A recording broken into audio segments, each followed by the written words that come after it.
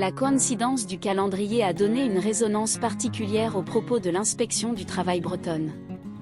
Alors que les services de l'État présentaient leur bilan 2022 et évoquaient le nombre anormalement élevé d'accidents du travail en Bretagne, un abattoir des Côtes-d'Armor a été inculpé à quelques dizaines de kilomètres. Comme pour confirmer ce que beaucoup ignorent. Dans la région, les accidents du travail sont au nombre de 35 000 à 40 000 par an. Une trentaine de personnes perdent la vie au travail chaque année en Bretagne. En ce jour d'octobre 2021, les parents de Tom Le Duo ont perdu leur fils dans un accident à l'abattoir LDC de Lenfin, dans les Côtes-d'Armor. Le jeune 18 ans est mort le premier jour son travail, écrasé sous des centaines caisses viande entreposées dans un frigo.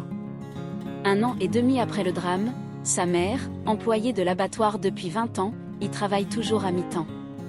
Devant le tribunal correctionnel de Saint-Brieuc qui jugeait l'affaire, elle a demandé une peine proportionnée à leur peine, comme le rapporte France Bleu.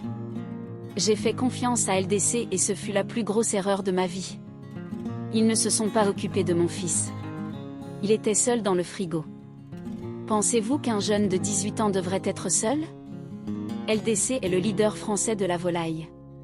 Il est connu sous ses marques Le Gaulois, Loué, Marie et Maître Coq. Lourdement des prisons pour le réalisateur au cours l'essai, les questions de sécurité au travail, formation et d'utilisation du chariot élévateur ont été longuement discutées.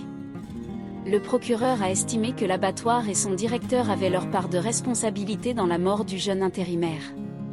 Il a requis une peine 15 mois de prison avec sursis contre le réalisateur et une amende 375 000 €.